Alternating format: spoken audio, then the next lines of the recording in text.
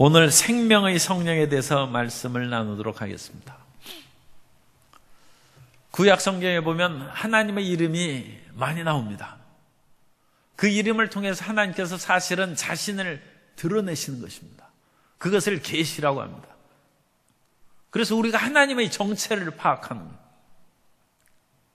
하나님이 어떤 분이신가? 아브라함이 하나님을 만났습니다. 그 하나님께서 어느 날 이삭을 번제로 드리라고 했습니다. 아브라함이 아무래도 좀 놀랐겠죠. 하나님께서 사람을 번제로 드리시기를 원하시는가? 아직 모세의 율법이 있기 이전입니다. 그럼에도 불구하고 아브라함은 일찍부터 하나님을 경험한 믿음이 있었기 때문에 순종으로 이삭을 번제로 드리러 예루살렘에 있는 그 산에 갔어요.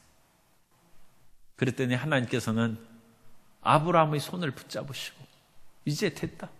이삭을 드리지 말고 내가 예비한 순양을 드리라고 해서 아브라함이 고개를 돌려보니까 그 순양이 뿌리 나뭇가지에 걸려서 거기 갇혀 있습니다. 그것을 보고 과연 하나님은 야훼 일에 예비하시는 하나님이시구나. 우리의 인생길을 예비하시는 하나님을 그 하나님의 이름에서 아는 것입니다. 아브라함이 가나안 땅에 들어갔을 때는 여러 가지로 사정이 풍족하지를 못했어요. 가나안에도 살기 좋은 땅이 있는데 아브라함이 산 곳은 강수량 300mm 그 접경지대에 살았습니다. 농사짓기에도 애매하고 목축을 하기에 적당한 그런 지역에서 살았어요. 그 더 안쪽으로 들어가면 농사도 있고 비도 풍족하게 오는 좋은 그런 지역이 있습니다. 그 지역은 이미 사람들이 살고 있었기 때문에 아브라함이 그 지역으로 못 들어갔어요. 그런 가운데 블레셋의 아비멜렉과 그 여러 번 갈등을 겪었습니다. 그러다 하나님께서 아브라함과 함께 계신 것을 보고 블레셋의 아비멜렉이 언약을 맺자 해서 브엘세바에서 언약을 맺었어요. 그리고 그 언약이 깨어지지 않고 정말 주변에 강한 그런 부족들이 나를 괴롭히지 않도록 하나님께서 영원히 지켜주십시오. 그래서 야훼 하나님은 엘 올람, 영원하신 하나님, 그 이름을 부른 것입니다. 하나님의 이름에서 우리는 그 유래를 생각하면서 하나님과 나의 사랑은 끊어지지 않고 영원할 것이다. 그것을 이름에서 우리가 알 수 있습니다. 오늘 우리는 성령님에 대해서 우리가 말씀을 보는데 신약 성경에는 성령님의 그런 여러 가지 묘사하는 그 단어가 한 7번 나와요. 7종류가 나옵니다. 그래서 이 성령님을 부르시는 그 칭호, 사실은 타이틀입니다. 그래서 성령의 직함이라고 할 수 있어요. 그 직함 7가지를 우리가 살펴보면 이런 때는 이런 그 역사가 나한테 나타날 수 있도록 성령님께 부르짖어 기도할 수 있겠구나. 그것을 깨닫게 됩니다. 세월호 사건이 일어났을 때 누가 왔습니까? 해양수산부 장관이 와가지고 거기에서 수염 텁스럭하게 기르고 한참 있었지 않습니까? 바다 문제는 해양수산부 장관이구나. 통일의 일을 위해서는 통일부 장관이 일을 해야 되고 국방을 튼튼하게 할 때는 국방부 장관이고 장관인데 그 장관의 타이틀을 칭호에 의해서 맡은 분야가 다른 것입니다. 외교 일을 잘 해야 되고 지금 이제 대통령이 미국과 중국과 일본과 러시아에 특사를 보낸다고 그러는데 그 특사가 각 나라에 가서 또 적절한 역할을 하고 좋은 성과를 가져오기를 기대합니다. 그 특사의 그런 직함에 따른 역할이 있는 것입니다. 그래서 우리는 성령, 신약 성경에서 성령의 칭호가 7가지 정도 찾을 수 있는데 첫 번째는 진리의 영입니다. 그리고 진리가 우리에게 임하면 우리가 더러운 것에서 벗어나서 깨끗해 성결의 영으로 나오고 성결하고 깨끗하면 생명을 얻습니다. 그 생명을 얻는 세 번째를 오늘 그 제목으로 우리가 삼은 거예요. 그리고 그 생명의 영이 오시면 우리가 하나님의 양자가 된 것.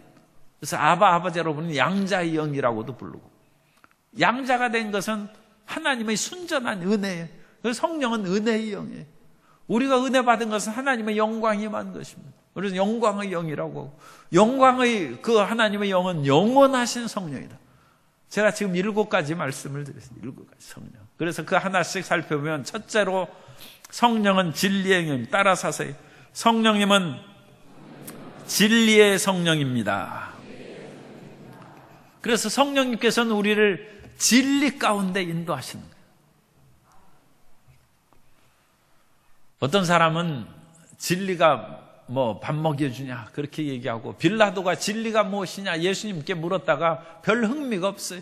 예수님께서 대답도 안 하셨지만, 만일 그것이 정말로 빌라도의 마음에 그 궁금하고 가장 중요한 의문점이었으면 예수님께 또 여쭈고 또 여쭈고, 마치 우리가 기도하는 것처럼 한 번 우리가 기도했는데 주님께서 말씀을 안 하시면 그대로 물러나면 그건 덜 답답한 사람이죠.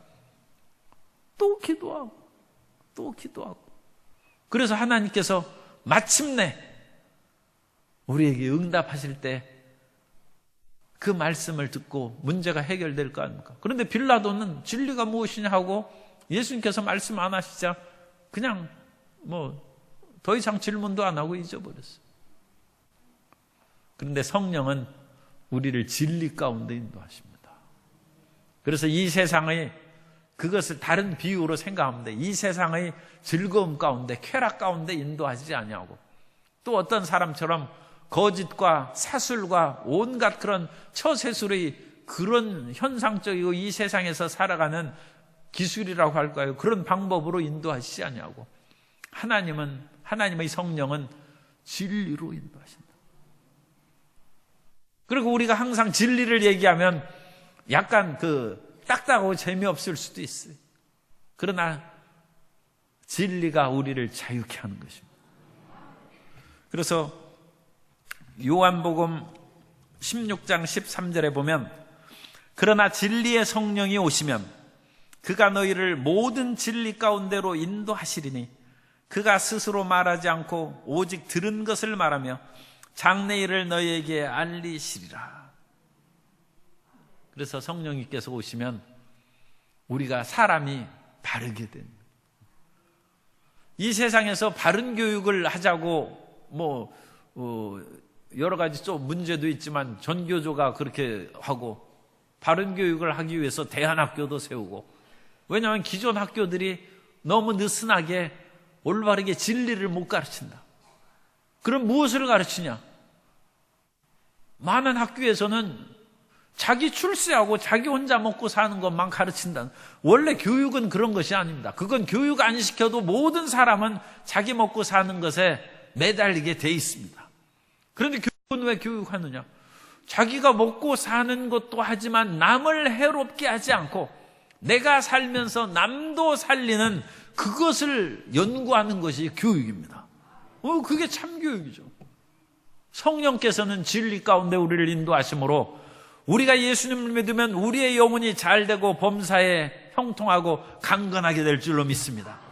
그런데 진리의 영이 오시면 나뿐 아니라 내가 살고자 다른 사람은 영혼이 잘못되고 그 일이 있을 수가 있겠습니까? 내가 영혼이 잘되면 진리의 성령께서는 내 이웃의 영도 잘되게 하시고 하나님의 은혜 가운데 손에 손을 잡고 살아갈 수 있는 그 길을 베풀어 주신다. 진리의 영이십니다. 진리. 그래서 이렇게 사는 것은 일반적으로 우리는 익숙하지 않아요.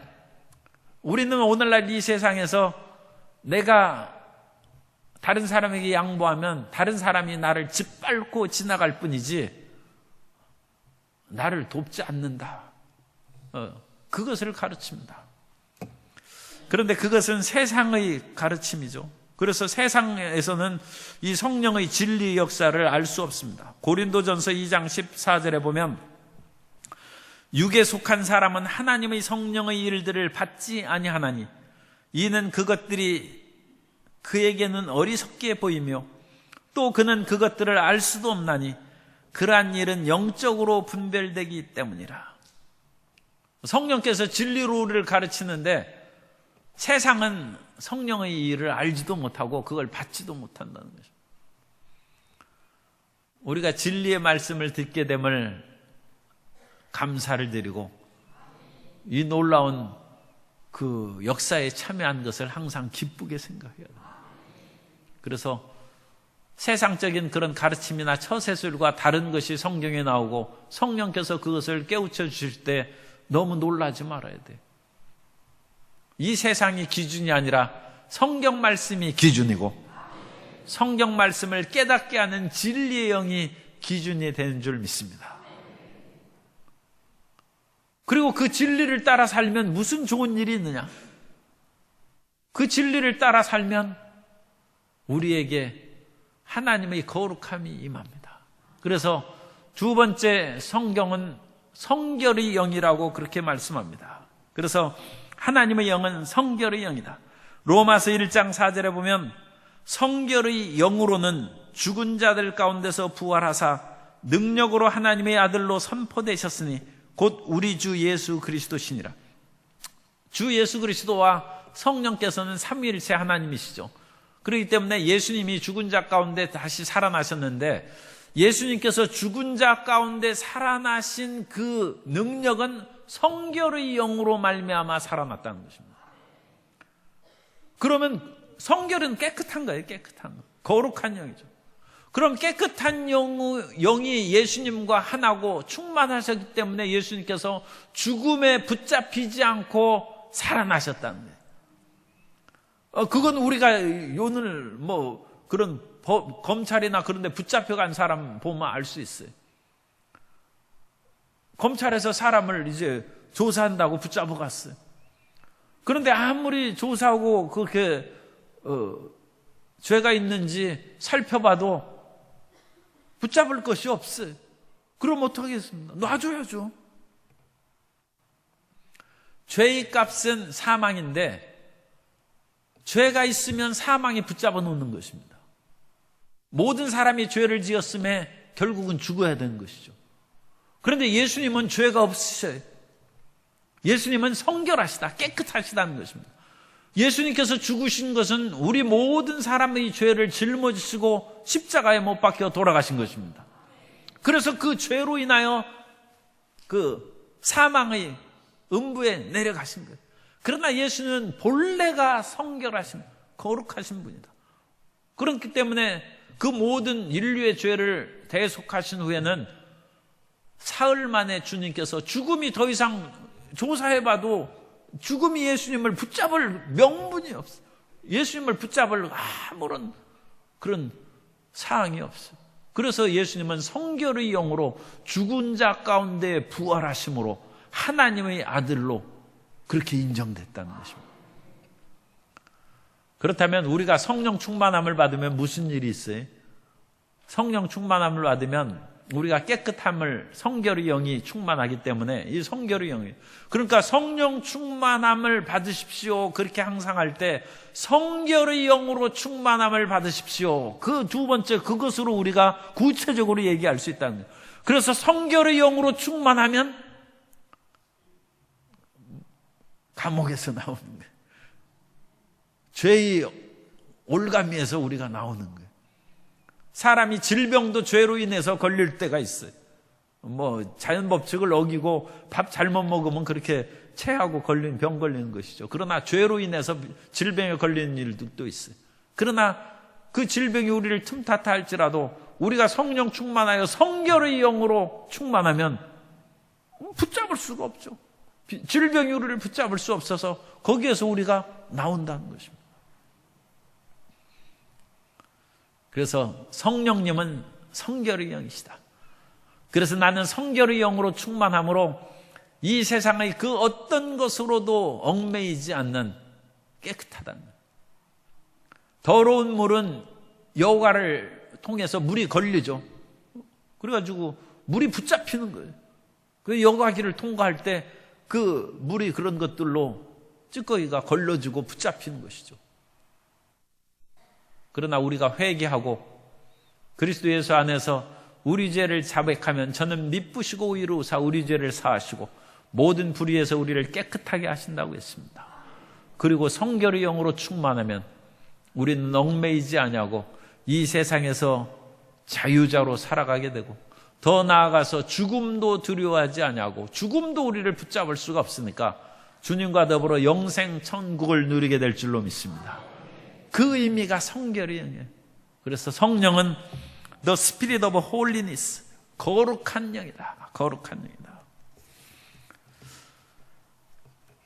성결의 영이 우리가 이제 죽을 몸을 살린다는 제가 말씀드렸는데 로마서 8장 11절을 읽어드리겠습니다. 예수를 죽은 자 가운데서 살리신 이의 영, 이 예수를 죽은 자 가운데 살리신 이의 영은 성결의 영이에요. 성결의 영이 너희 안에 거하시면 그리스도 예수를 죽은 자 가운데서 살리신 이가 너희 안에 거하시는 그의 성령이죠. 그의 영으로 말미암아 너희 죽을 몸도 살리시리라. 그래서 성령 충만한 성결의 영으로 충만함을 받으면 죽음의 그런 두려움이나 억압에서 우리가 벗어나서 생명과 자유를 얻게 되는 줄 믿습니다. 세 번째로 성령은 생명의 성령이십니다. 생명의 성령이시다. 오늘 우리가 그 본문의 말씀을 읽었습니다. 로마서 8장 2절에 보면 이는 그리스도 예수 안에 있는 생명의 성령, 생명의 성령의 법이 죄와 사망의 법에서 너를 해방하였습니다. 우리 교회 뒷산에 가면 나무들이 제법 죽어있는 나무들이 많아요. 그 죽은 나무들은 보면 구멍이 뻥뻥 뚫렸어요. 그래서 아마 무슨 소나무 같은 것은 무슨 제선충이 들었는지 무슨 벌레가 구멍이 눈에 보이도록 그렇게 벌레 구멍들이 있고 그것이 말라서 죽었습니다. 죄악이 우리의 영혼을 파먹는 거예요. 병추개가 나무를 그렇게 파먹어서 말라 죽었어요. 죄악은 사람의 영혼을 갉아먹고 그 영혼을 파리하게 만듭니다. 그래서 죄를 짓고 우리가 살아가면 영혼이 파리해져요. 얼굴만 창백해지는 것이 아니라 영혼이 창백해지는 거예요. 영혼이. 그러나 성령께서 우리가 오시면 제선충도 죽고 옛날에는 또 수십 년 전에는 우리가 가나안 살 때는 기생충이 또 많아가지고 초등학교 다닐 때는 기생충 약을 학교에서 나눠줬어요. 그래서 기생충이 많으면 그때는 얼굴이 파리해지는 것이 아니라 얼굴이 노래진다고 그랬어요. 얼굴이 노랗게 떴어요. 그 기생충이 그 몸을 파먹어가지고 얼굴이 노래지는 것이죠. 죄악이 우리 영혼을 노랗게 만들고 죄악이 우리 영혼을 창백하게 파리하게 만드는 것입니다. 그러나 생명의 성령이 임하시면 우리 얼굴이 붉어지고 맑아지고 아름답게 변한 것입니다. 그래서 주님, 죄와 사망의 법에서 나를 해방시키셔서 파리한 내 영혼이, 창백해진 내 영혼이 부드럽고 따뜻하고 생명의 기운이 넘치는 영혼이 되게 하시고 생명의 영이 임해서 우리의 몸도 모든 연약함에서 벗어나서 뛰며 걸으며 주님을 찬양하는 강건한 몸이 되게 해 주옵소서. 그것은 생명의 영이 하시는 거예요. 그래서 성령 충만 그렇게만 부르짖지 말고 생명의 영으로 충만, 보다 구체적으로 우리가 얘기하면 생명 충만한 거예요. 생명. 우리가 7가지 오늘 그 말씀을 하고 몇 가지 또 제가 말씀을 드린 것인데 특히 이런 죄와 사망으로 인해서 끊임없이 죄를 짓고 영혼이 파리해진 분은 죄와 사망의 법에서 해방시킨 생명의 성령으로 충만하게 되시기를 주님 이름으로 축원합니다. 그 다음에 성령께서는 네 번째, 양자의 영이시다. 양자의 영이시다. 생명의 성령께서 우리에게 그 생명을 주신 것은 곧 예수님 안에서 거듭난 것이고, 거듭났다는 것은 하나님의 자녀로 거듭났다는 것이죠. 그러니까 양자의 영으로 임하셨다는 것입니다. 양자. 그래서 생명을 얻은 것은 그냥 일반 세상의 생명이 아니라 하나님의 생명으로 충만한 자녀가 되었다는 것입니다. 갈라디아서 4장 6절을 보면 너희가 아들이므로 하나님이 그 아들의 영을 우리 마음 가운데 보내사 아빠 아버지라 부르게 하셨느니라. 그래서 아빠 아버지, 예수님께서는 아빠는 아람어입니다. 여기 아바 아버지 할 때 아빠. 그리고 우리말에도 아빠인데 아람어도 아빠예요.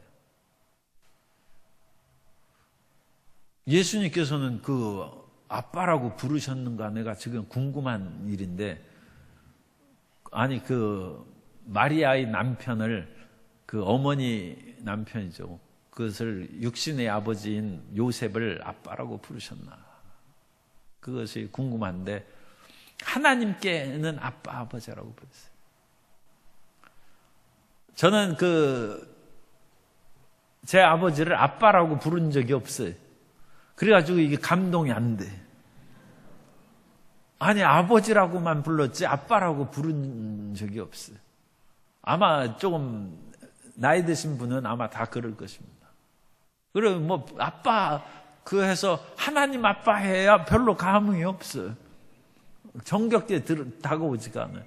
그런데 우리 청소년 자녀들은 아빠 하면서 마음에 기쁨과 친근감과 감동을 느끼게 되시기를 바랍니다.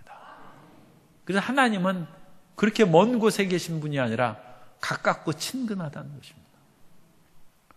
그 하나님을 양자의 영으로 충만해서 아빠라고 부르면서 친근하게 여기면 우리가 기도하는 것이 있고 하나님 앞에 나아가는 것이 즐거운 것입니다.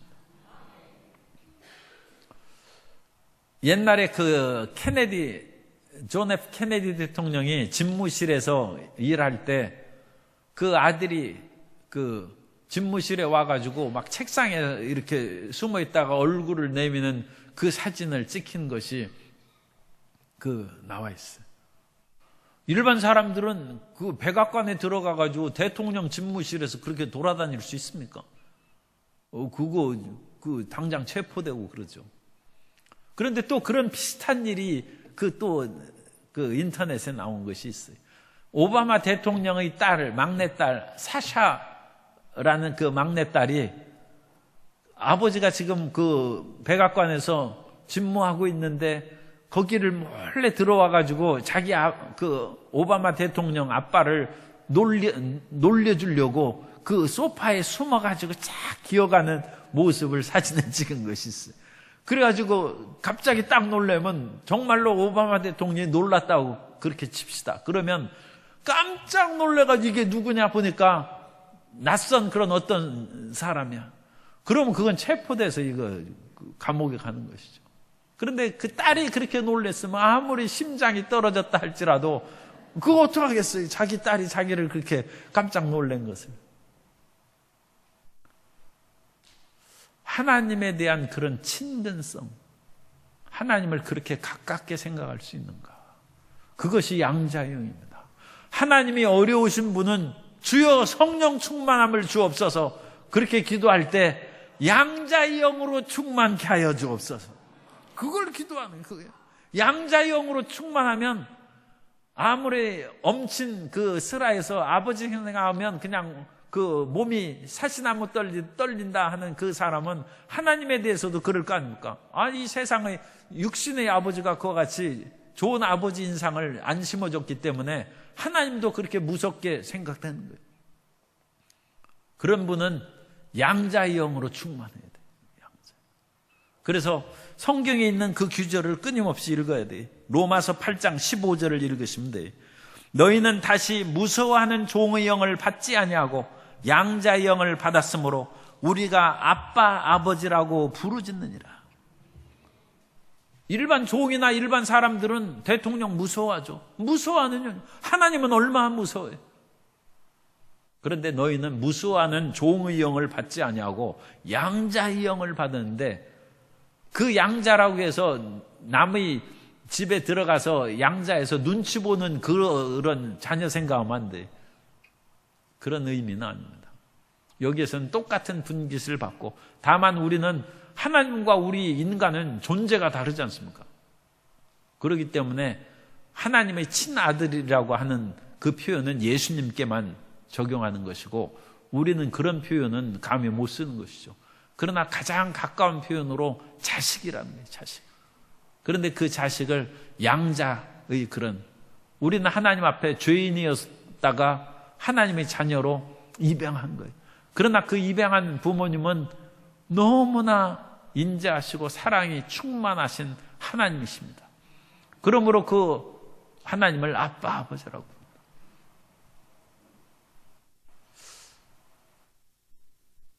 그러고 보니까 저도 이제 이걸 기도를 할 필요가 있겠군요. 하나님 아버지라고 불렀지 하나님 아빠라고 뭐 부른 적이 별로 없는 것 같아요. 그럼 한번 따라서 하겠습니다. 하나님 아빠. 어떻게 감흥이 옵니까? 다시 해서요. 하나님 아빠. 하나님 아버지. 그러면 좀 무게감은 있는데 그 상쾌한 감은 없어요. 하나님 아빠 하면서 그 한 30년, 50년은 젊어지시는 성도 여러분 되시기 바랍니다. 그래서 하나님 아빠 하면서 하면 아빠 부르면 과자도 사주고 그 아이스크림도 사주고 그러는데, 하나님께서 분명히 무엇인가 주실 줄 믿습니다. 그 다음에 은혜의 성령이다. 이와 같이 양자의 영으로 우리에게 기름 부으신 것은 하나님의 은혜입니다. 은혜. 그래서 성령은 은혜의 성령이라고 말씀합니다.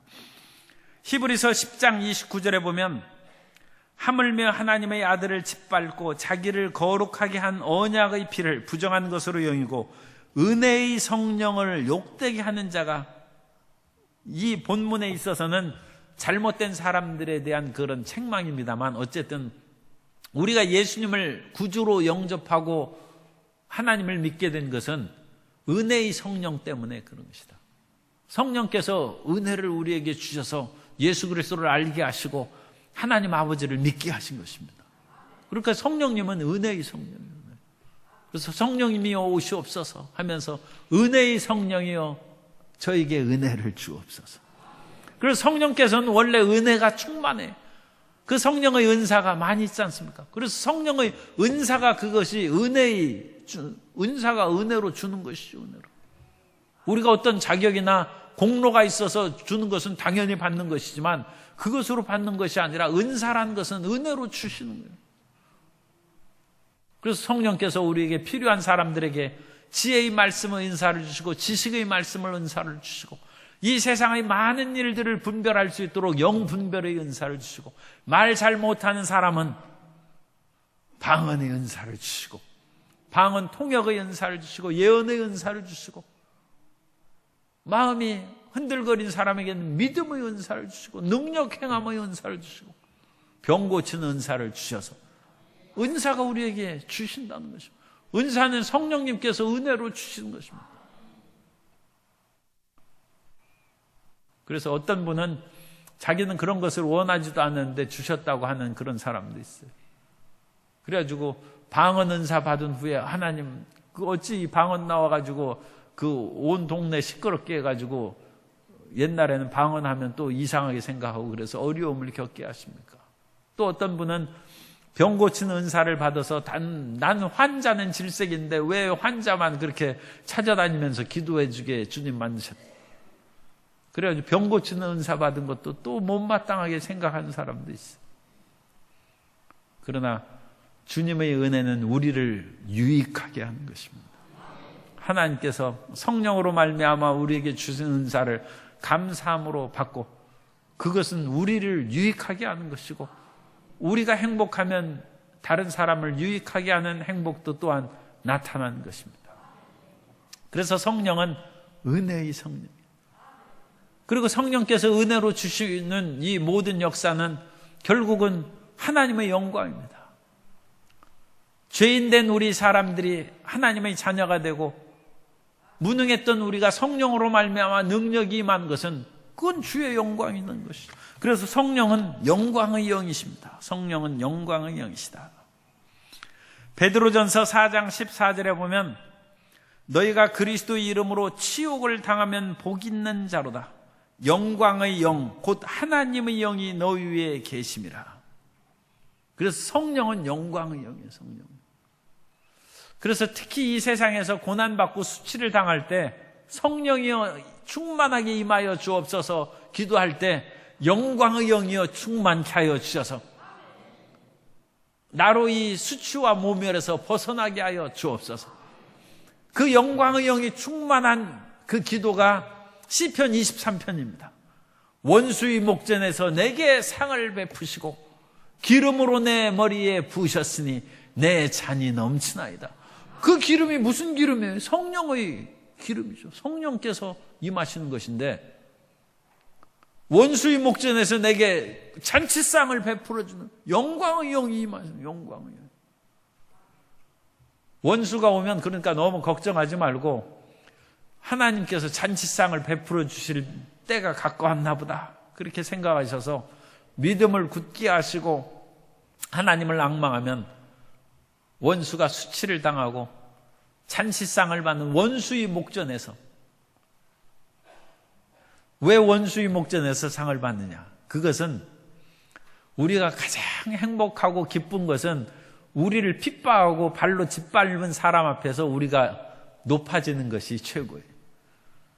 그러니까 금의 환영이라고 하는 것은 시골에서 우리가 그렇게 살아났을 때 이 동네 사람들이 우습게 여기는 우리 집이 가난하고 또 뭐 별것도 없어요. 그러니까 거기에서 지주 자녀들이 말이지 우습게 여기고 그러는데 그 고생하면서 자기가 한양 가서 과거에 급제하고 출세하고 그랬어요.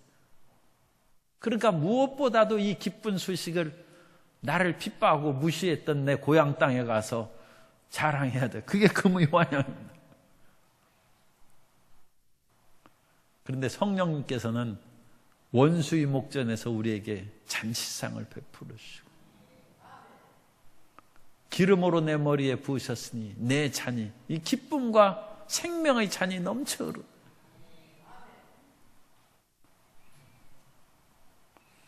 주님께서 고난당할 때 우리에게 영광이 임하는 것입니다.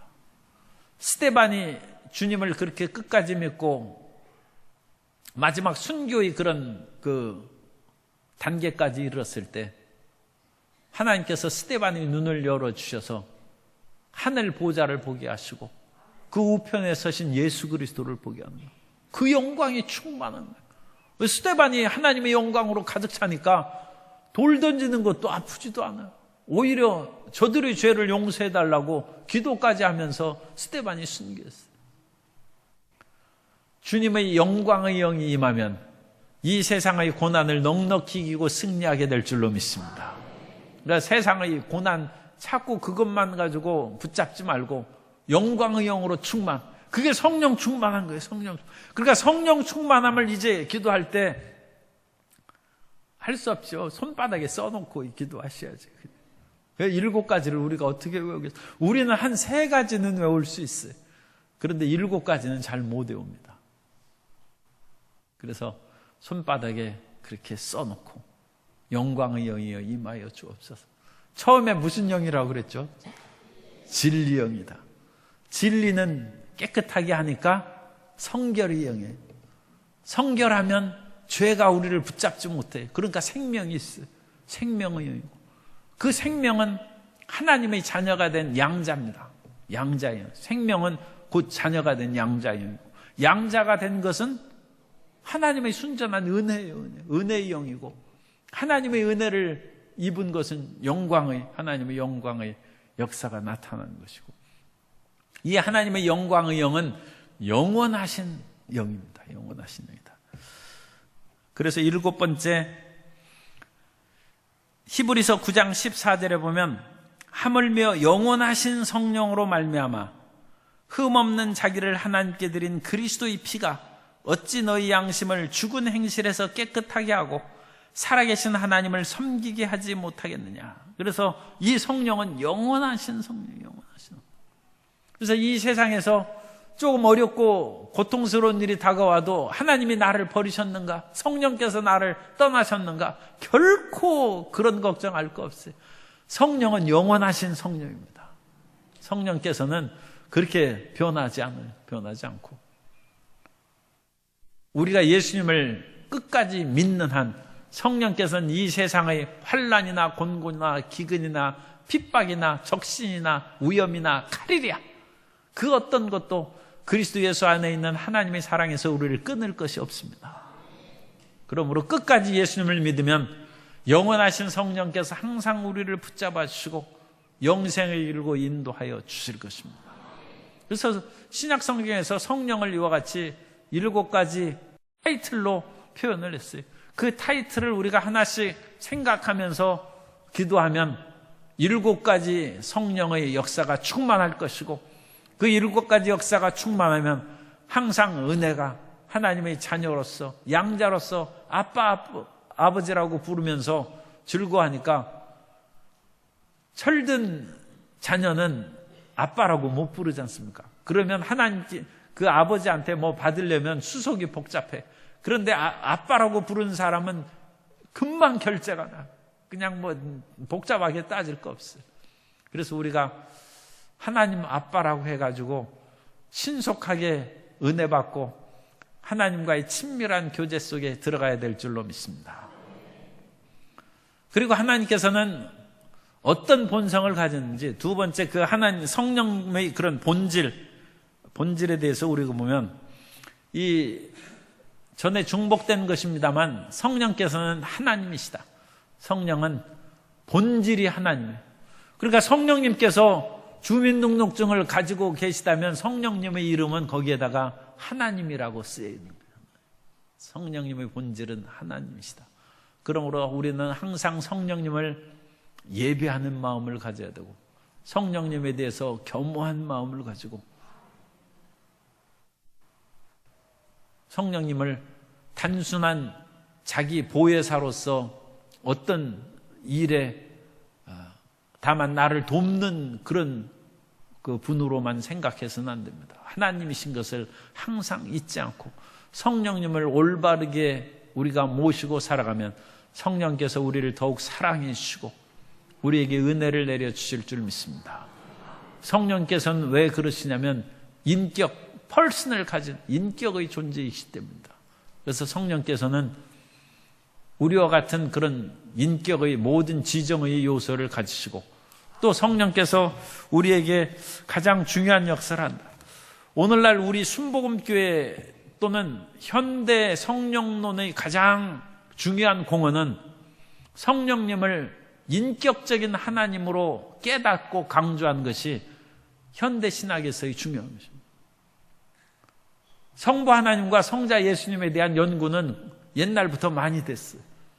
그런데 20세기에 들어와서 성령 운동이 일어나면서 성령의 존재가 새롭게 인식되고 오순절 우리 순복음 교회를 통해서 성령님을 인격적인 하나님으로 항상 인정하고 환영하고 모셔드리고 의지하며 살아가는 것이 우리 교단의 축복일 뿐만 아니라 한국교회 또는 다른 교단에 기여하는 공로입니다. 우리는 우리 순복음교회가 장로교나 감리교나 다른 교회에 공헌한 것이 있어요. 그것이 성령님에 대한 위대한 그런 역사를 그들에게 가르쳐 준 거예요. 우리가 그러니까 남에게 준 것도 있다는 걸 알아야죠. 긍지와 자부심을 가져야지 은근히 뭐 더 큰 교단이라고 해가지고 마음에 부담감을 갖거나 우리보다 더 뭐 나은 것이 아닌가 그렇게 생각할 필요 없어요. 우리는 성령님의 위대한 역사를 그들에게 가르친 것입니다. 그래서 성령님께서는 그 인격을 가지신 분으로 사도행전 13장 2절에 보면 주를 섬겨 금식할 때 성령이 이르시되 내가 불러 시키는 일을 위하여 바나바와 사울을 따로 세우라 하시니. 그래서 성령님께서 사역자를 세우시는 거예요. 사역자. 우리 성도님들이 구역장 조장 되고 교구 협의회장 되고 총무가 되고 또 남녀 선교에서 또 각양 우리 장로님, 안수집사님, 권사님 봉사하는 것이 그게 우연히 하는 것이 아니고 사람이 세운 것이 아니라 성령님께서 시키신 것입니다. 성령님께서 내가 시킬 일을 위하여 바나바와 바울을 따로 세우라는 것입니다. 하나님께서 그 사역자를 세우십니다. 뿐만 아니라 성령님께서는 교회에서 어떤 일을 지키고 살아야 될지 성령님께서 그것을 가르쳐 주세요. 사도행전 15장 28절에 보면 성령과 우리는 이 요긴한 것들 외에는 아무 짐도 너희에게 지우지 아니하는 것이 옳은 줄 알았노니. 그래서 교회에서 인위적으로 어떤 일을 시키고 그런 것은 잘못된 것이죠. 그러나 성령님과 우리는, 그러니까 성령님과 당회는, 성령님과 재직회에서 성도님들은, 우리 교회의 성도님들은 이것을 시행하는 것이 아름답다. 그것을 결정하는 것이죠. 우리끼리 결정하면 그것은 그건 하나님의 역사가 없어요. 성령님과 우리가 결정해야 됩니다. 그래서 성령님과 초대교회 때의 그런 사도들, 우리는 무엇을 결정했습니까? 예수님을 믿는 이방인들은 우상의 제물 먹지 말고, 피채 먹지 말고, 음행하지 말고, 목매어 죽인 것 먹지 말고, 그 4가지를 얘기했어요. 이 요긴한 것들은 이 4가지를 말해요. 그래서 성령님께서 그것을 결정하셨어요. 물론 그것으로 인하여 구원받는 거하고는 상관없습니다. 그러나 어쨌든 피채 안 먹는 것이 좋을 것 같아요. 꼭 먹어야 될 때는 먹을 수도 있어요. 먹을 수도 있는.